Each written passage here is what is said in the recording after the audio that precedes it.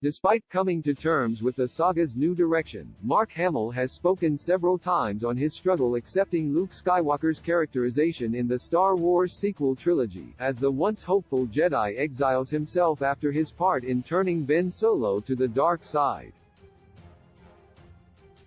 For those who can't see the issue, an old legend story lays out exactly why fans struggled to accept a Luke who had given up on his friends and the wider galaxy.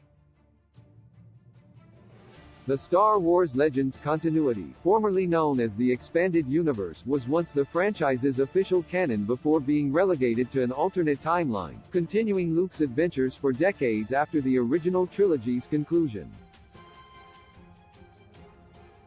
While Legends Luke Skywalker is generally well received, his post-2014 canon counterpart has been the subject of controversy.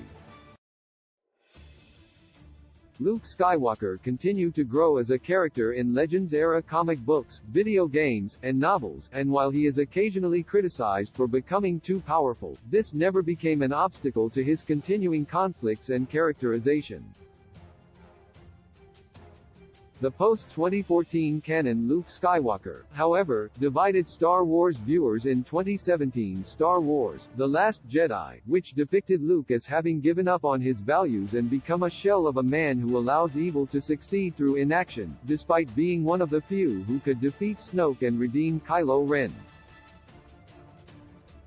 Not only did The Last Jedi's characterization of Luke ignite controversy among fans, but Mark Hamill also discussed struggling to reconcile the older Luke with the character he knows inside and out. Issue 4 of the Legends-era Star Wars Union comic series, by Michael A. Stackpole and Robert Teranishi, perfectly demonstrates Luke Skywalker's defining traits and highlights why The Last Jedi's choices are so controversial. The heartwarming comic series depicts the wedding of Luke Skywalker and Mara Jade, the latter being the adopted daughter of Emperor Palpatine and his unofficial Sith assassin known as the Emperor's Hand. Their wedding takes place shortly after the long-awaited conclusion of the Galactic Civil War, yet Darren Takar, a Moff in the Imperial Remnant, attempts to disrupt the ceremony with a cyber attack on the New Republic. Although the plot is quietly foiled before Takar confronts Luke and Mara, Luke talks down the Moff and convinces him to better himself, demonstrating that in Legends, like the original trilogy, Luke's greatest power was always his compassion and willingness to help others, not his force powers and fighting skills. Luke Skywalker is defined by hope. Legends-era material makes sure not to leave Luke a stagnant character following the end of Return of the Jedi, yet the continuity is keenly aware of Luke's core traits and maintains them even decades after the original trilogy. Luke Skywalker is defined by his love for his friends and family, as well as his devotion to helping the people of the galaxy. Luke's predilection for healthy attachment leads him to famously redeem Darth Vader, fall in love with Mara Jade, and approach his later enemies as potential allies.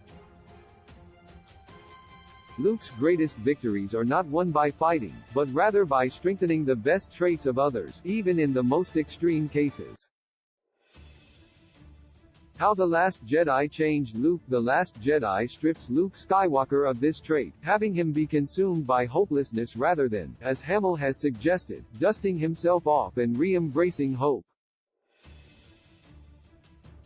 For some viewers, Luke considering killing Ben Solo is understandable as a moment of weakness and fear, though many fans find this objectionable as well, but it's his self-imposed exile that truly has Luke abandon the very qualities that define him.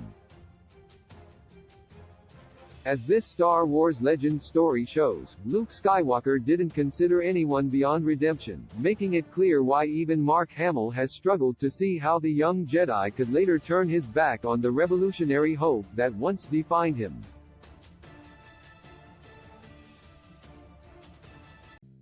All over the time flock with my lady, please lead to my soul in my soul, but I thought our love was true. You is the later